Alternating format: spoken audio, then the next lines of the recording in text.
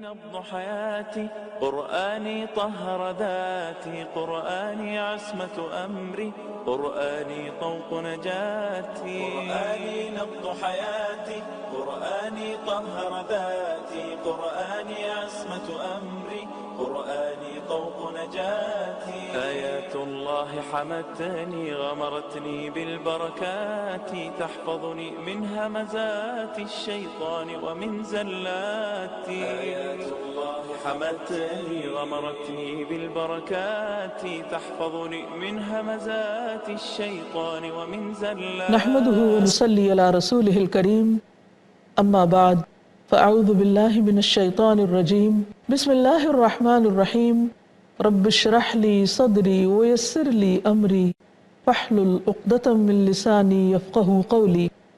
اللہ سبحانہ تعالیٰ نے ہمیں زندگی عطا کی، لیکن کس لیے؟ تاکہ ہم اس دنیا میں اچھے سے اچھے کام کریں۔ ارشاد باری تعالیٰ ہے خلق الموت والحیات لیبلوکم ایکم احسن عملا، اس نے موت اور زندگی بنائی تاکہ تمہارا امتحان لے، تمہیں آزما کر دیکھے۔ کس بات کی آزمائش؟ ایکم احسن عملا، کہ تم میں احسن عمل کون کرتا ہے، اچھے کام کون کرتا ہے۔ عام طور پر ہم اچھا کام کس کو کہتے ہیں؟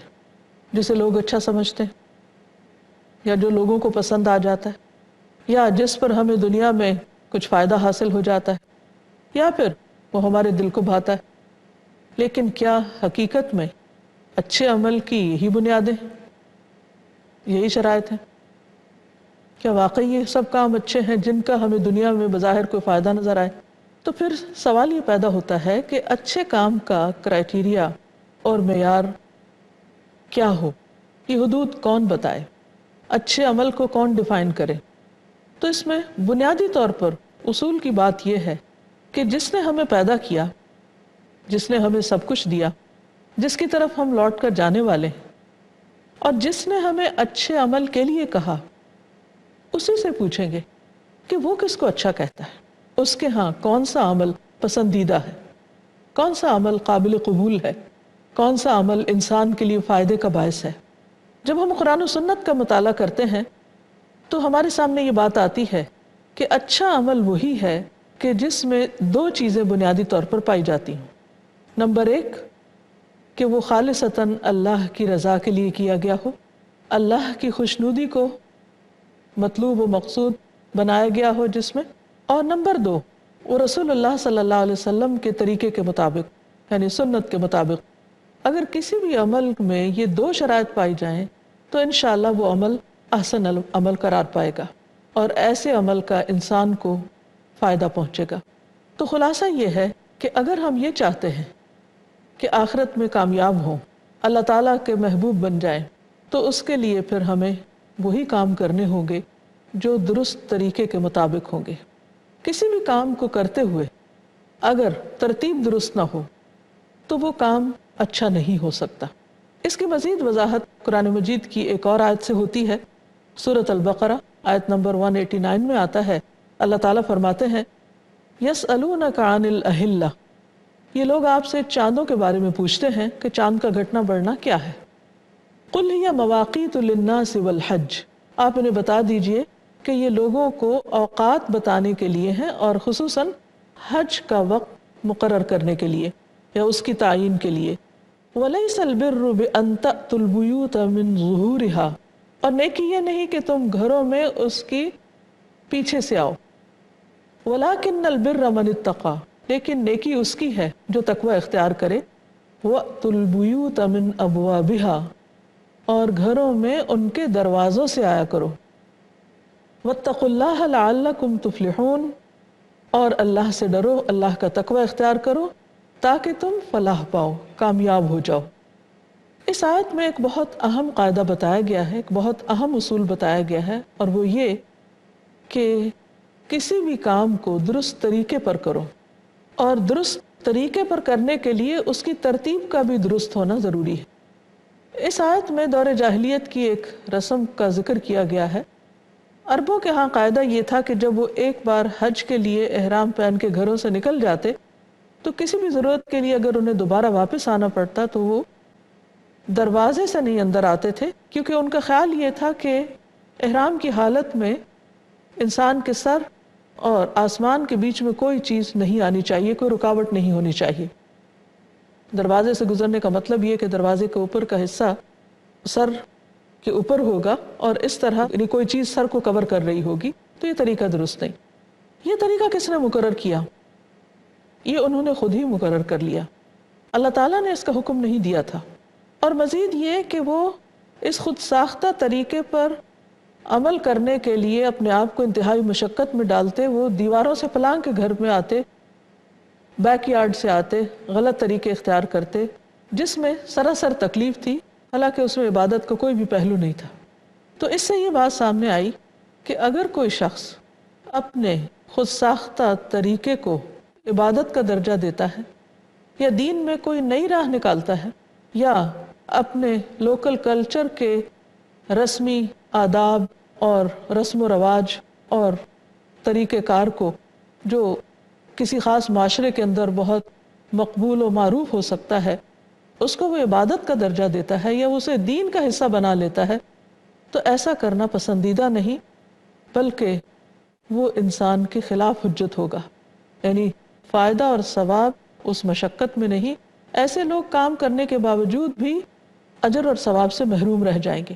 اور صرف ایسا نہیں کہ اجر و ثواب سے محروم رہیں گے، بلکہ ان کے اوپر الٹا چارج ہوگا کہ انہوں نے یہ طریقہ اختیار کیوں کیا، ایجاد کیوں کیا، جبکہ اللہ اور اس کے رسول صلی اللہ علیہ وسلم نے ایسا کچھ سکھایا نہیں تھا۔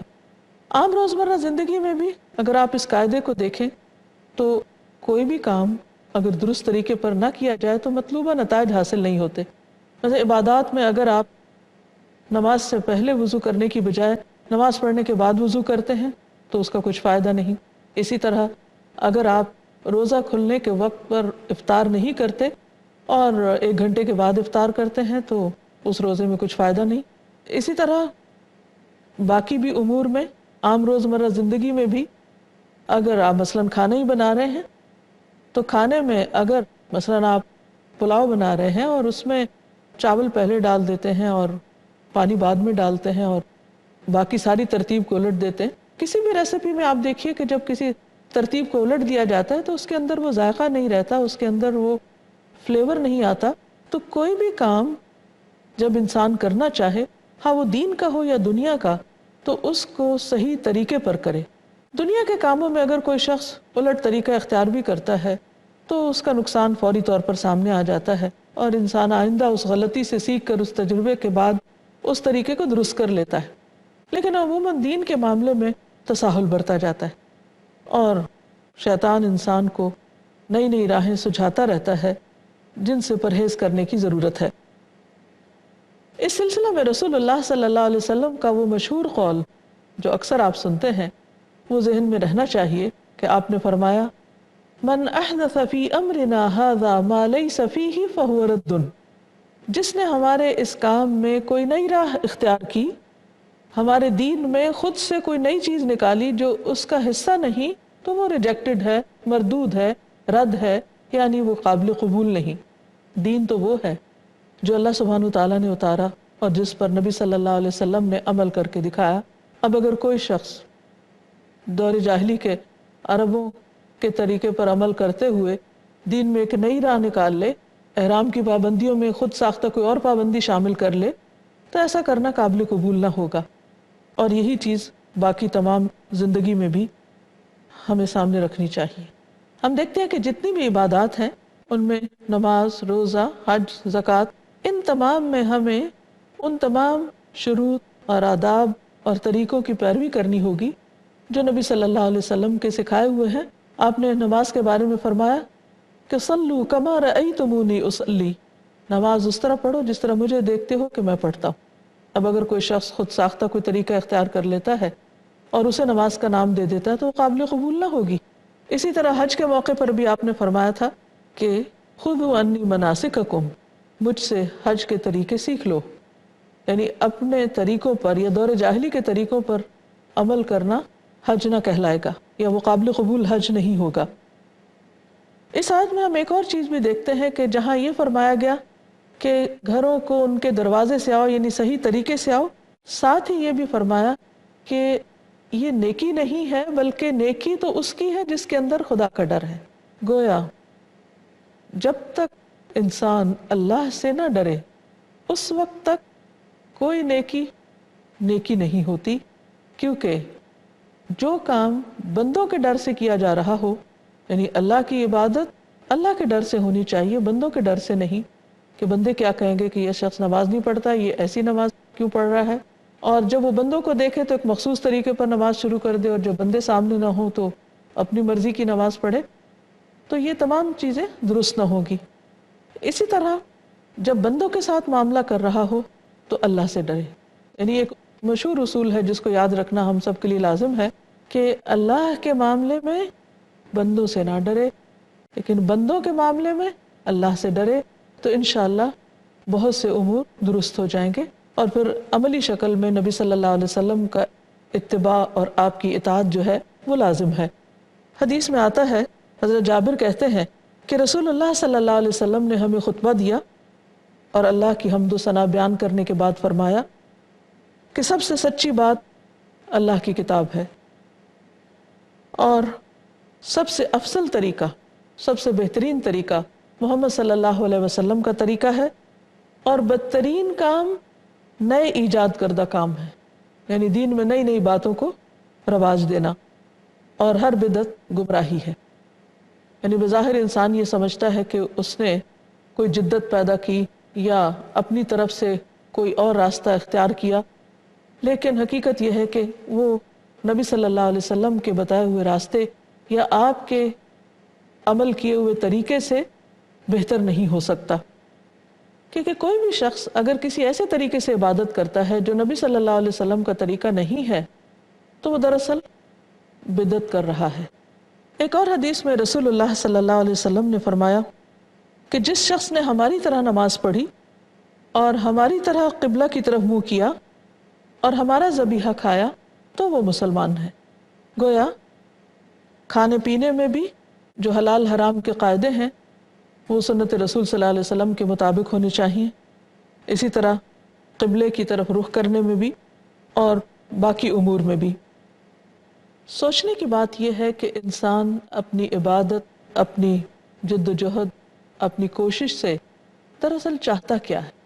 یعنی مثلاً اگر ہم نماز پڑھ رہے ہیں تو ہم کیا چاہتے ہیں کہ اللہ تعالیٰ ہم سے راضی ہو جائے، لیکن اگر ہم اس کے لیے ایسا طریقہ اختیار کر رہے ہیں جو اللہ کی رضا کا نہیں ہے تو اس عبادت کا، اس نماز پڑھنے کا فائدہ۔ اسی طرح اگر ہم حج کو جا رہے ہیں اور وہاں پر ایسے کام شروع کر دیتے ہیں کہ جو اللہ تعالیٰ کی رضا کے مطابق نہیں، تو وہ وقت، مال، جد و جہد، کوشش، محنت سب ضائع ہو جائے گی، کیونکہ اس سب سے مقصود کیا تھا کہ اللہ کی رضا حاصل ہو۔ لیکن اگر ہم نے طریقہ وہ اختیار کیا جو اللہ کی پسند ہی کا نہیں تو رضا کیسے حاصل ہو سکتی؟ ہم سب اپنی نماز میں کہتے ہیں ایاک نعبد و ایاک نستعین اہدنا الصراط المستقیم، کہ صرف تیری ہم عبادت کرتے ہیں، صرف تجھ سے ہم مدد چاہتے ہیں، تو ہمیں سیدھا رستہ دکھا، سیدھے رستے پہ چلا۔ لیکن سوال یہ پیدا ہوتا ہے کہ وہ سیدھا رستہ کیا ہے، وہ صراط مستقیم کیا ہے؟ یعنی کسی بھی کام کو کرنے کے لیے جو طریقہ ہم اختیار کریں وہ کیا ہے؟ تو اس کا جواب خود قرآن مجید ہی میں دے دیا گیا، صراط الذین انعمت علیہم، ان لوگوں کا راستہ جن پر تو نے انعام کیا۔ وہ کون ہے؟ من النبیین والصدیقین والشہداء والصالحین، انبیاء، صدیقین، شہداء اور صالحین۔ اور انبیاء میں سے ہمارے لیے نبی صلی اللہ علیہ وسلم جن پر دین مکمل ہو گیا، اور پھر آپ کے بتائے ہوئے طریقوں پر چلتے ہوئے جو بھی صدیقین، شہداء اور صالحین لوگوں نے جو نیک کام کیے اور جس طریقے کو فالو کیا، اسی راستے کا مسافر ہونا ہی دراصل اللہ کی رضا کو پہنچنا ہے۔ جنت کو وہی راستہ جاتا ہے، ان لوگوں کا راستہ نہیں کہ جن پر اللہ کا غضب ہوا۔ اللہ تعالیٰ کا غضب کس پر ہوتا ہے؟ اللہ تعالیٰ کی ناراضگی کس کے لیے ہے؟ اس کے لیے کہ جو اللہ کے نام پر وہ بات کہے جو اللہ تعالیٰ نے فرمائی نہیں، جو اللہ کے دین میں وہ چیزیں داخل کر لے جو اصلاً دین کے اندر ہے ہی نہیں، جن کی کوئی بنیاد ہی نہیں، جن کو اپروو ہی نہیں کیا گیا، جن کا ہمیں حکم ہی نہیں دیا گیا۔ اور اگر ہم ایسا کرتے ہیں تو اس کا مطلب یہ ہے کہ نعوذ باللہ اللہ اور اس کے رسول نے کچھ چیزیں چھوڑ دی یا وہ بھول گئے تو ہم نے وہ دین مکمل کر دیا، حالانکہ ایسا نہیں ہے. دین تو اللہ سبحانہ تعالیٰ نے خود مکمل کر دیا. الیوم اکملت لکم دینکم واتممت علیکم نعمتی ورضیت لکم الاسلام دینا. آج میں نے تمہارے لیے تمہارا دین مکمل کر دیا، تم پر اپنی نعمت کو تمام کر دیا اور تمہارے لیے دین اسلام کو پسند کر لیا. تو جب اللہ تعالیٰ نے دین کو مکمل کر لیا اور ہمیں دین مکمل شکل میں ملا اور اس میں کسی قسم کی کوئی تبدیلی نہیں ہوئی، تو ہمارے لیے لازم ہے کہ دین کا وہی ورژن اختیار کریں جس کی بنیادیں قرآن و سنت میں ہیں، یا جن پر صدیقین، شہداء اور صالحین چلتے رہے. اگر ایسا کریں گے تو ہی اللہ کی رضا کو پا سکیں گے، اور اگر ایسا نہ کیا تو پھر اللہ تعالیٰ صراط مستقیم کی وضاحت میں مزید فرماتے ہیں وَلَا الضَّالِّينَ، ان لوگوں کا راستہ بھی نہیں جو بھٹک گئے. اور بھٹکنا کیا ہے کہ انسان اصل راستے کو کھو دے، ان لوگوں کو فالو کرنے لگے جو خود بھٹکے ہوئے ہیں، ضلوا وأضلوا، جو خود گمراہ ہیں اور دوسروں کو بھی گمراہ کر رہے ہیں. اس لیے صراط مستقیم ہو ہی نہیں سکتا جب تک کہ وہ قرآن و سنت سے نہ لیا جائے. اگر ہم اللہ اور اس کے رسول صلی اللہ علیہ وسلم کو چھوڑ کر کسی اور کے پیچھے لگ گئے تو وہ صراط مستقیم سے ہٹنے کی بات ہو جائے گی. اللہ تعالیٰ کی رضا کے لیے ہم جو بھی کام کریں، جو بھی محنت کریں، جو بھی کوشش کریں، اس میں ہمیشہ یہی مد نظر رکھیں کہ وہ کام اللہ تعالیٰ کو پسند آ جائے. اس کے لیے خاص طور پر یہ دعا کرتے رہنا چاہیے کہ رب اوزعنی ان اشکر نعمتک التی انعمت علی وعلی والدی وان اعمل صالحا ترضاہ، کہ اللہ مجھے توفیق دے کہ میں تیری اس نعمت کا شکر ادا کروں جو تو نے مجھ پر اور میرے والدین پر کی، یعنی ہمیں دین اسلام کی نعمت عطا کی یا دیگر جو بھی نعمتیں ہیں اللہ تعالیٰ نے اپنے فضل سے عطا کی، ان پر شکر گزار بننے کی توفیق دے. اور شکر گزاری کا عملی طریقہ کیا ہوگا؟ وَأَنْ أَعْمَلَ صَالِحًا تَرْضَاهُ، کہ میں وہ اچھے کام کروں جن سے تو راضی ہو جائے، جو تجھے پسند آ جائے. اور پھر وَأَصْلِحْ لِي فِي ذُرِّيَّتِي، اور میری اولاد کی بھی اصلاح کر دے، یعنی آنے والی جنریشنز بھی اسی طریقے پر چلتی رہیں جیسے ابراہیم علیہ السلام نے دعا کی تھی رب اجعلنی مقیم الصلاۃ ومن ذریتی، اے میرے رب مجھے نماز قائم کرنے والا بنا اور میری اولاد کو بھی. اور ذریہ صرف وقتی اولاد نہیں ہوتی بلکہ اولادوں کی بھی اولاد، یعنی فیوچر جنریشنز، کہ ان کے اندر بھی تیری عبادت اور تیری اطاعت کا ذوق اور شوق ہو. اس لیے بہت ضروری ہے کہ ہم نہ صرف یہ کہ اپنے لیے بلکہ آئندہ اپنی نسلوں کے لیے بھی یہی چاہیں کہ وہ صراط مستقیم پر چلتی رہیں. اور صراط مستقیم وہی ہو سکتا ہے جو اللہ سبحانہ تعالیٰ اور اس کے رسول صلی اللہ علیہ وسلم کا بتایا ہوا طریقہ ہے، جس میں ہر چیز نہایت واضح انداز میں بتا دی گئی ہے اور اس کی حدود بالکل واضح ہیں، جس میں کسی قسم کا کوئی شک و شبہ نہیں، کسی قسم کی کوئی ایمبیگوٹی نہیں. کیونکہ رسول اللہ صلی اللہ علیہ وسلم نے فرمایا کہ میں تم میں دو چیزیں چھوڑ کر جا رہا، اگر تم نے ان کو مضبوط پکڑے رکھا تو کبھی گمراہ نہ ہوگے. اور وہ کیا ہے؟ کتاب اللہ و سنت رسولی، ایک اللہ عز و جل کی کتاب ہے اور دوسرے اس کے رسول صلی اللہ علیہ وسلم کی سنت ہے. ایک اور روایت میں آتا ہے نبی صلی اللہ علیہ وسلم نے فرمایا آگاہ رہو، میں تم میں دو بھاری چیزیں چھوڑ کر جا رہا ہوں، ان میں سے ایک اللہ عز و جل کی کتاب ہے اور وہ اللہ کی رسی ہے، جو اس کی اتباع کرے گا وہ ہدایت پر رہے گا اور جو اسے چھوڑ دے گا وہ گمراہی پر رہے گا. بعض اوقات ہم جب کوئی اپنی مرضی کا کام کرنا چاہتے ہیں دین کے نام پر تو ہم یہ عذر پیش کرتے ہیں کہ ہماری نیت بہت اچھی، اس لیے اگر طریقے میں تھوڑا بہت انحراف ہے بھی تو اللہ تعالیٰ درگزر فرمائے گا. لیکن یہ دلیل کچھ زیادہ وزنی دلیل نہیں. صرف نیت کا اچھا ہونا اچھے عمل کے لیے کافی نہیں، اچھی نیت کے ساتھ طریقہ بھی درست ہونا چاہیے. اور طریقہ اسی کا درست ہو سکتا ہے جس کے اندر اللہ کا ڈر ہو، کیونکہ اللہ کا ڈر اور تقوی ہی وہ چیزیں ہیں کہ جو انسان کو سیدھے راستے پر قائم رکھتی ہیں. بعض اوقات یہ بھی دیکھنے میں آیا ہے کہ ہم اللہ سبحانہ تعالیٰ اور اس کے رسول صلی اللہ علیہ وسلم کے بتائے ہوئے طریقے یا بالکل واضح حکم کے مقابلے میں اپنی ذاتی رائے کو یا اپنی خواہش کو زیادہ ترجیح دیتے ہیں. ایسا کرنا بھی درست نہیں، کیونکہ دین اللہ اور اس کے رسول صلی اللہ علیہ وسلم کے طریقوں کی اتباع کا نام ہے، اپنی مرضی کرنے کا نہیں. دین تو نام ہی جھک جانے کا ہے. اللہ کے آگے، اللہ کی مرضی کے آگے اپنی مرضی کو ختم کر دینے کا نام ہے. ہم دیکھتے ہیں کہ سہل بن حنیف رضی اللہ عنہ جنگ صفین کے موقع پہ کہتے ہیں کہ لوگوں، اپنے دین کے مقابلے میں اپنی رائے کو بے حقیقت سمجھو. میں نے اپنے آپ کو ابو جندل رضی اللہ عنہ کے واقعے کے دن یعنی صلح حدیبیہ کے موقع پر دیکھا کہ اگر میرے اندر رسول اللہ صلی اللہ علیہ وسلم کے حکم سے ہٹنے کی طاقت ہوتی تو میں اس دن آپ سے انحراف کرتا، یعنی آپ کی بات نہ مانتا. لیکن میں نے آپ کی بات کیوں مانی؟ کیونکہ دین تو نام ہی اطاعت کا ہے، فرما برداری کا ہے.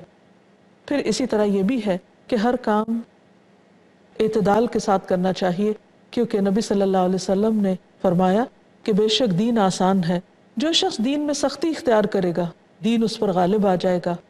درستی کے ساتھ عمل کرو اور میانہ روی اختیار کرو. لیکن یہ سب کچھ کیسے ممکن ہے؟ اسی وقت جب ہم دین کو جانتے ہوں گے.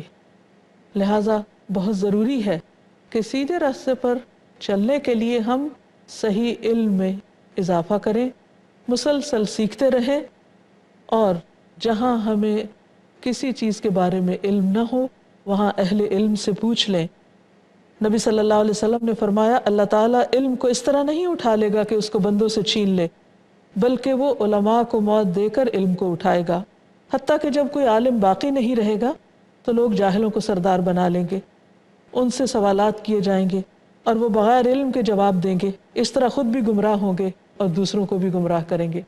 تو اللہ تعالیٰ ہم سب کو ہدایت پر قائم رکھے اور صحیح طریقوں پر چلنے کی توفیق دے. اور یہ جو اصول دیا گیا ہے کہ وَأْتُوا الْبُيُوتَ مِنْ أَبْوَابِهَا، کہ گھروں کو ان کے دروازے سے آؤ، یعنی صحیح طریقے سے آؤ، صحیح راہ اختیار کرو، تو اللہ تعالیٰ ہمیں عمل کرنے والا بنائے. وآخر دعوانا ان الحمد للہ رب العالمین. سبحانک اللہم وبحمدک اشہد ان لا الہ الا انت استغفرک واتوب الیک.